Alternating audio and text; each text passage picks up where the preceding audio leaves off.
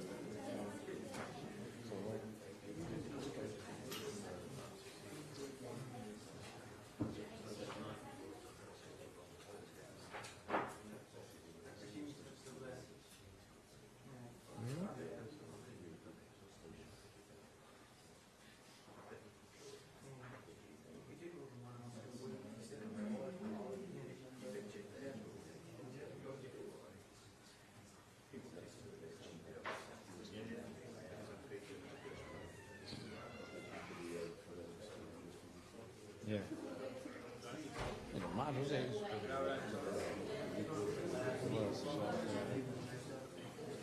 It's only audio anyway, so. No, it's only on the top table.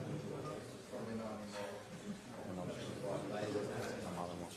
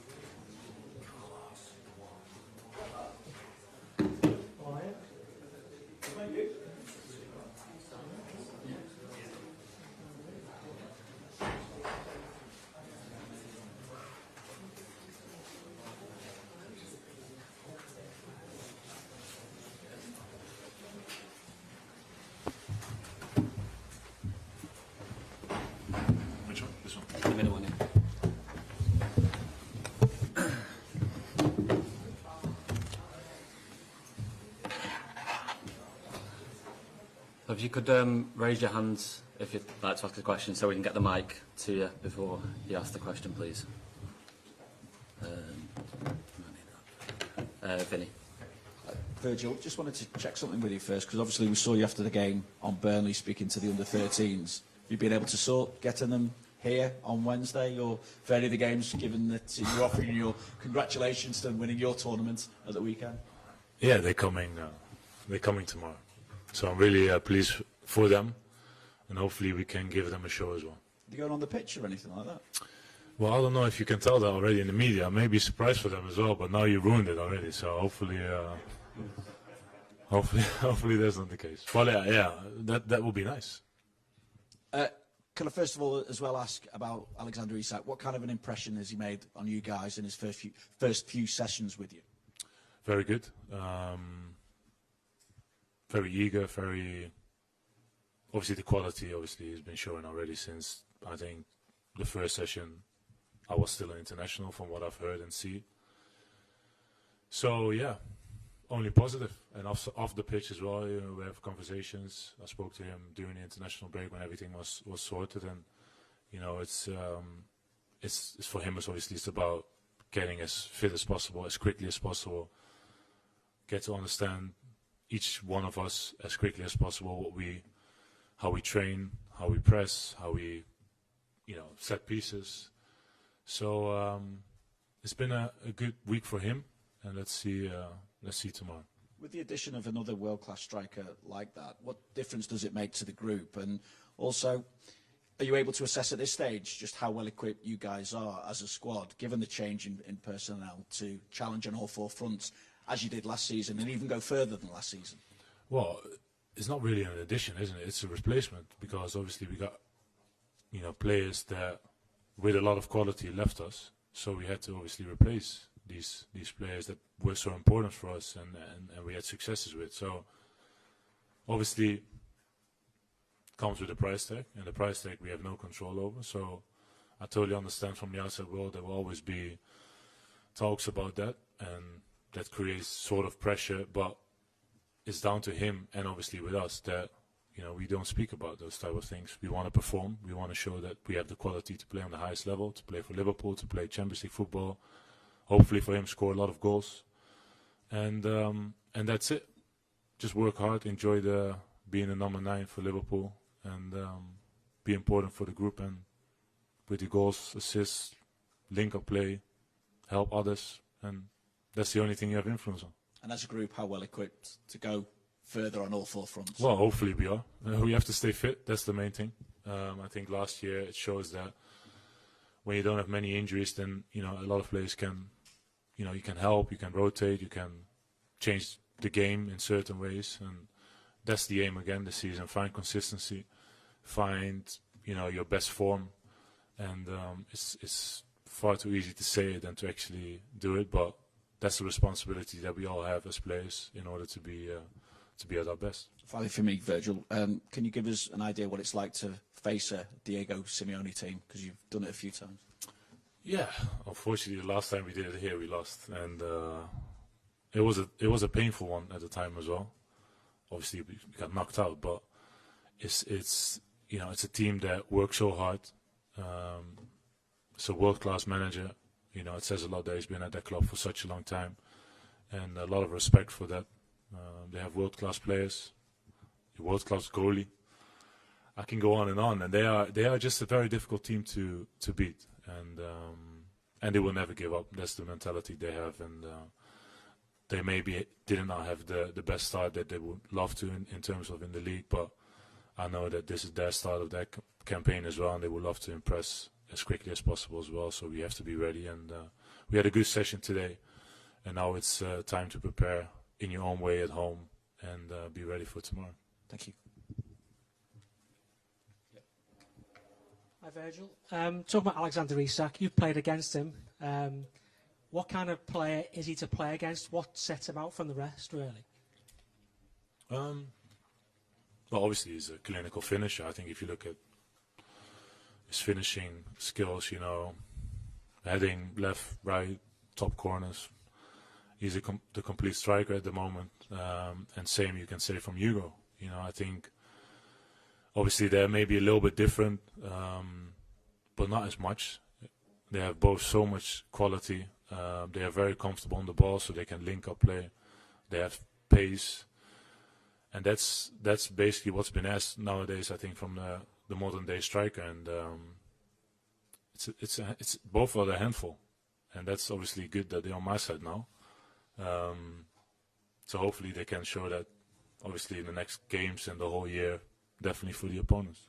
And as a captain, how excited have you been with all the players that have come in this summer, and how long does it take to gel when you have got game after game after game? Now you won't have as much training time now?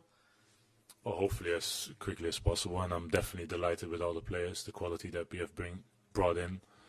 But it takes time. It's absolutely normal. They're in a good place. I think to be here with us as a team, it's a great place to be. The club is in a great place, and it gives them, you know, the opportunity to express themselves as quickly as possible, and that's a good thing. You know, obviously when I joined the club as well, you know, you want to feel welcomed as quickly as possible, so you can express yourself in the best way possible on the pitch, especially because that's what counts, of course, but off the pitch as well. And I think that's definitely been happening. Hi, Virgil. I'm Artur Kovács, RTL Hungary. So you play in defense between two Hungarian players, and I would like to ask you what about your connections, and what do you think about Dominik Szoboszlai and Milos Kerkez? Well, yeah, a lot of energy, a lot of quality. I think Milos obviously is a fantastic, aggressive, full of energy player that obviously is learning also the way how we play and the intensity of playing for Liverpool, also dealing with it how it is on and off the pitch. You know, it's not an easy thing to deal with, but he is going to be absolutely fine. In terms of Dom, I think, you know, he had a great start of the season so far. Obviously playing on a position that is not maybe his favorite one, but he did it with, you know, amazing and on a world-class level, in my opinion. That obviously it's a great option to have for the rest of the season. So yeah, I'm very delighted for both of them. They're learning and they're getting better each and every day. I think that's just great to see. Thank you very much. Thank you. Hi, Virgil. Just you mentioned the Atletico Madrid game a few years ago, and then you were actually the defending champions in the Champions League. There's only a few of you left from that team. Do you sort of feel that you topped the league table last year, but then got knocked out in the last 16? How do you see your chances of going further this year? And with you signing your new contract, was part of that thinking you might be able to win another Champions League here? Obviously, when I sign my deal, I will hope to win everything that I'm going to participate in. But it doesn't work like that, unfortunately, because you face so many teams, so many great teams, by the way. Sorry. But yeah, going into the start of this campaign, I'm confident. I'm confident that we can show Europe that we are a fantastic team. But you have to work for it. It's all about the work that you put in, obviously on the pitch, but off the pitch as well, in order to be at your best. And tomorrow is a great start. We have high hopes, but tomorrow it can, you know, show again how difficult it is to be up there. And we just have to take it game by game, like we always do it. Also in the league, we don't get ahead of ourselves. That's the main thing that sticks to me. Hello, is possible to ask in Spanish or? ¿Se puede hablar en español? Sí. Hola Virgil, ¿qué tal? Hi, Virgil. Ahora del Desmarque. Yo te quiero preguntar qué has pensado esta what mañana have you cuando has thought this visto la morning when you convocatoria del saw Atlético de Madrid, en la que faltan Atletico varios jugadores Madrid importantes y no squad, está obviously Julián missing Álvarez. important ¿Estás players más like tranquilo tú Julián como central de Álvarez? no Do you tener feel que more enfrentarte relaxed a given that you Julián? don't have to Gracias. face Julián Álvarez mañana? Well, Alvarez is a fantastic player, first and foremost. So that will be obviously a miss. But I still think that Atlético Madrid is a very dangerous team with great players, with a fantastic manager. So we have to be at our best tomorrow. And it's not about me being relaxed. I'm always ready to, you know, for anything. And for tomorrow as well. I'll be relaxed tonight when I'm doing my normal stuff in order to be ready for tomorrow. But tomorrow when I wake up, and after pre-match, I'll be more than ready to rock and roll. Last question, please, about. Hi, Virg.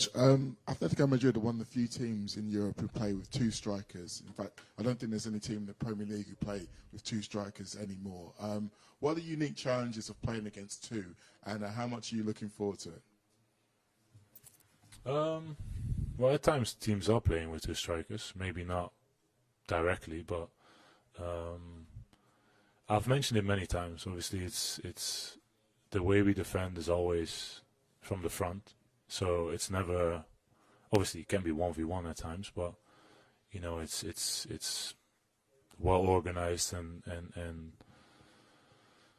yeah, listen, I think it's just, you have to deal with it in the situation, you know, whether, you know, it's a long ball, you have to challenge headers or just ground duels or reading the game early enough. You know, it's just part of being a central defender, and no matter what you're gonna face, you have to make sure you're at your best together with your partner and your number 6 and the back 4 basically. But that's just always a challenge, and it's nice that in the Champions League sometimes you face different type of strikers, different type of ways that teams are playing against you. But that's nice because of that you have to adapt at times as well, and it's a good thing, and I really enjoy it. Brilliant. Thank you, guys. Thanks, guys.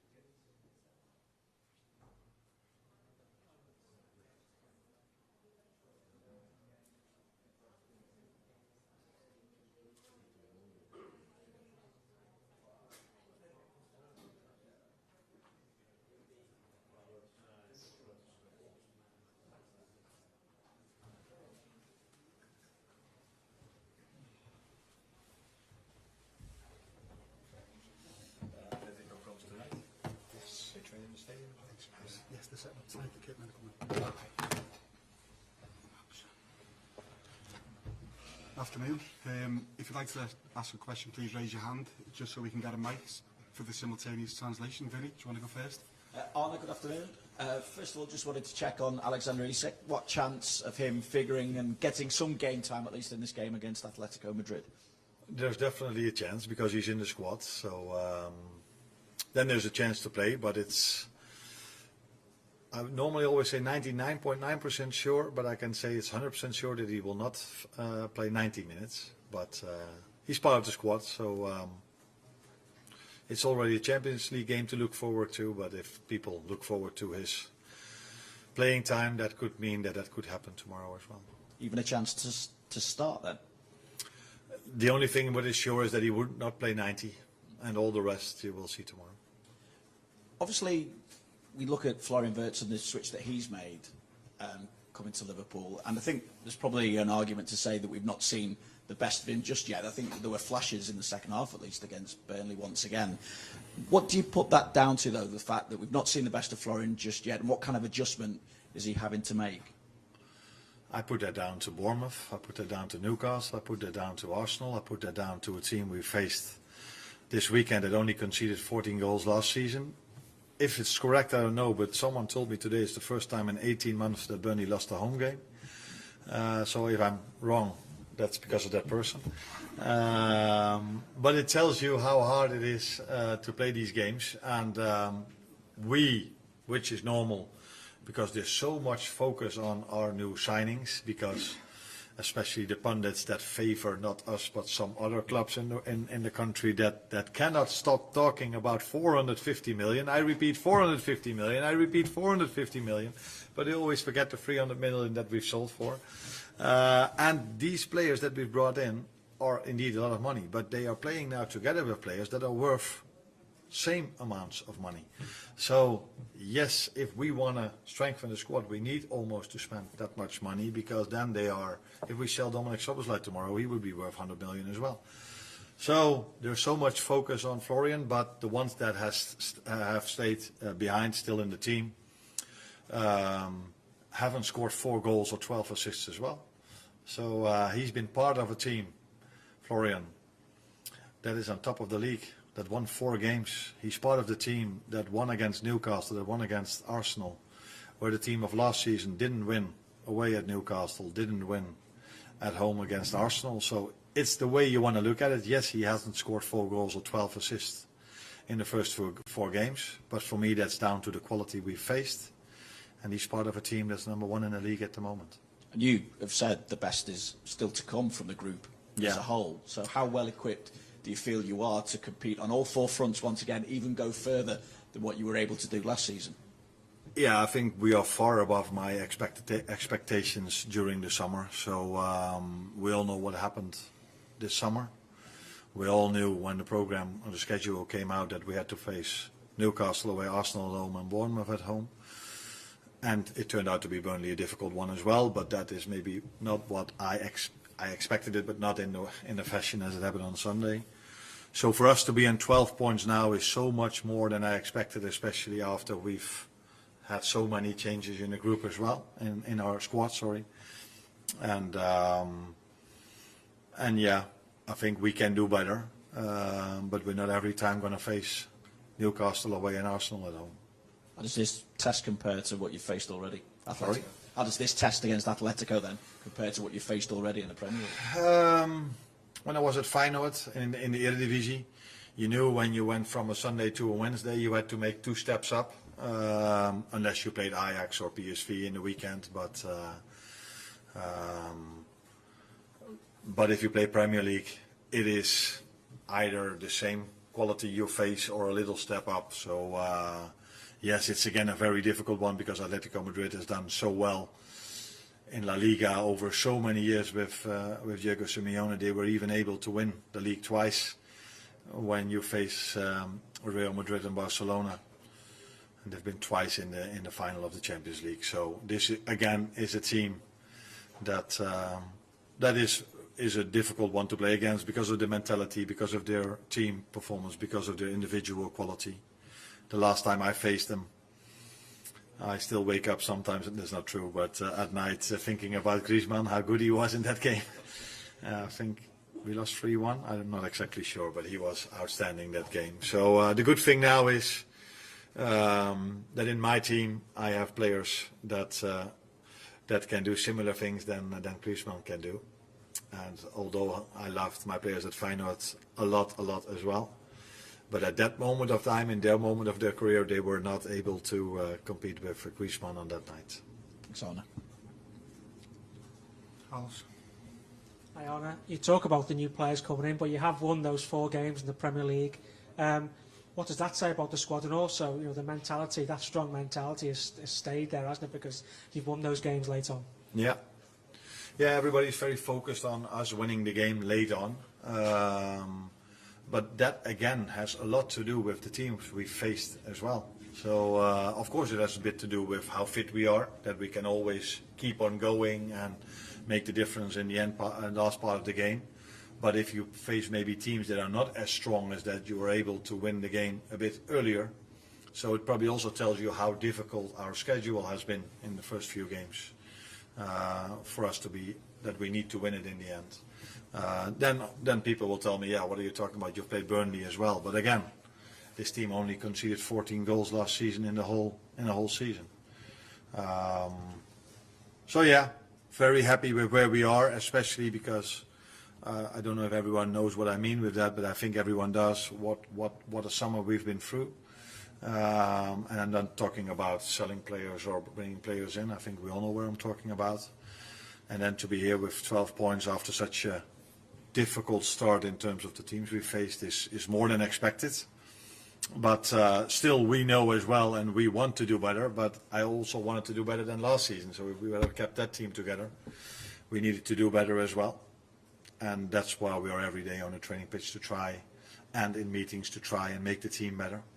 You talk about the new players, but one of the older players, Andy Robertson, came off the bench on Sunday, played brilliantly well against Burnley.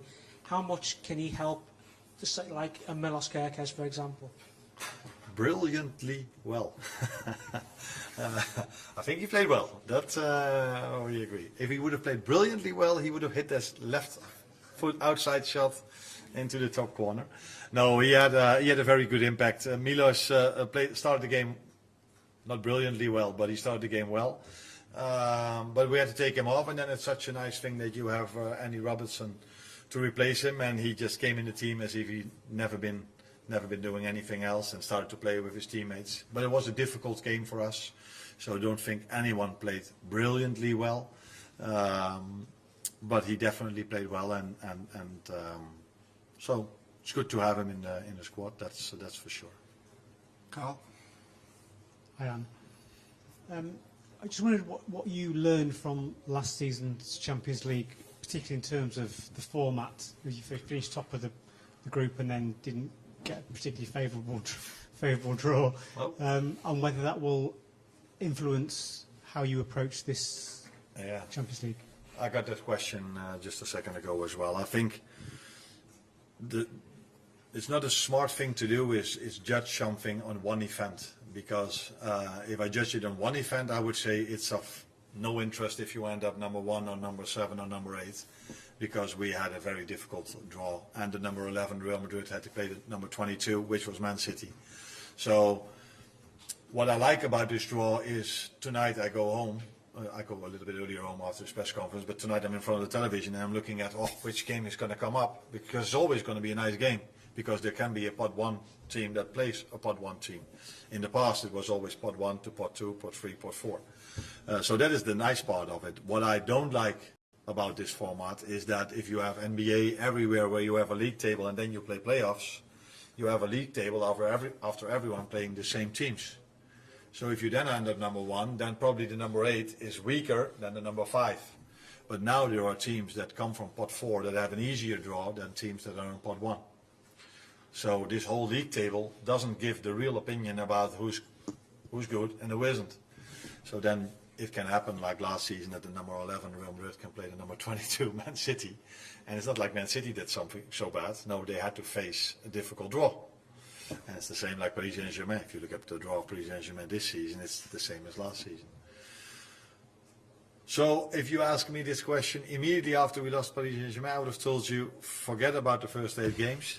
But now I use my brains a bit more, and I tell you, don't judge a new format on the first time. Judge it after 3 or 4 times, and then see maybe the upcoming 3 times the number 1 of the league table will have a favourable draw.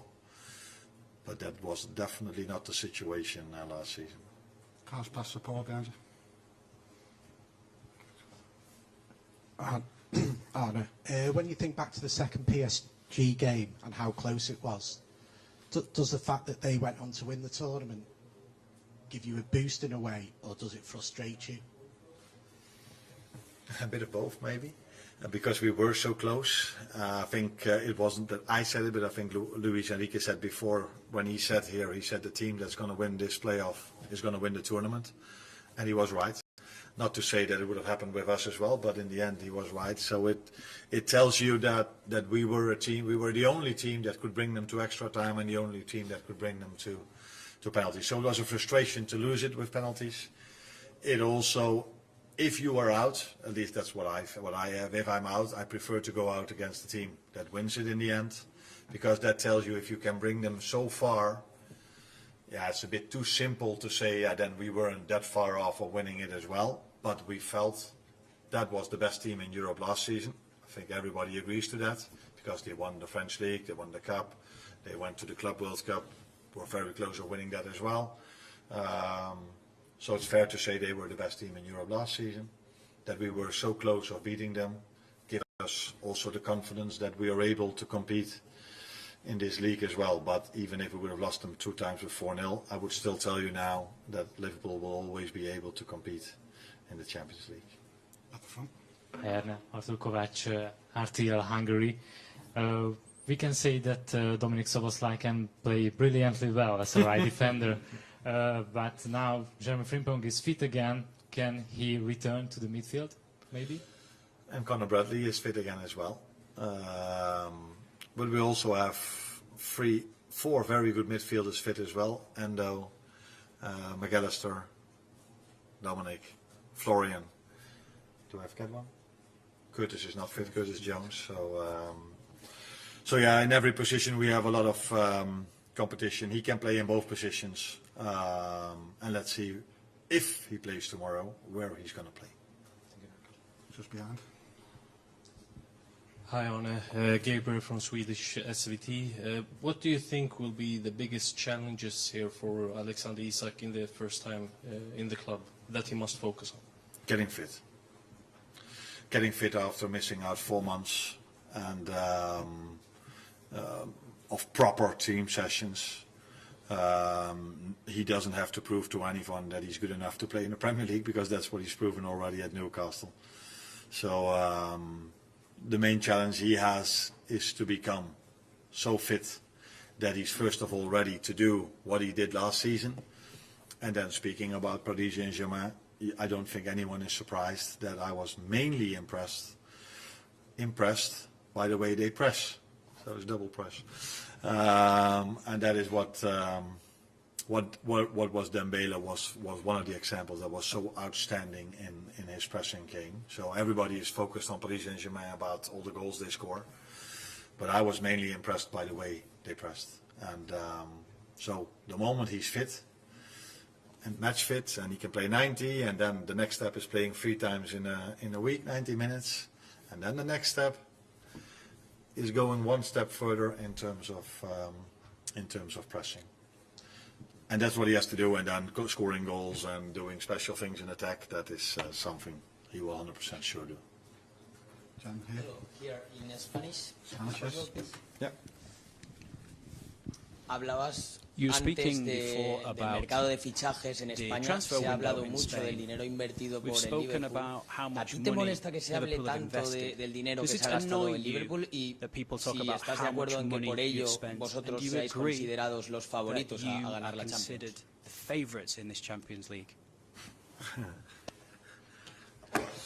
He's been listening to a lot of talk sports because he was saying that we spent so much money. and it didn't came to him probably that we've sold for 300 million. I repeat, for 300 million as well. I think it's only a compliment. I think it's only a compliment that people tell everyone that we've spent so much, because that tells you that the players we've brought in are seen as very good players. So I'm for a part responsible of bringing the players in as well, together with some other people. And I think we should see this as a compliment, that everybody is like, wow, they did great business. And I think we did.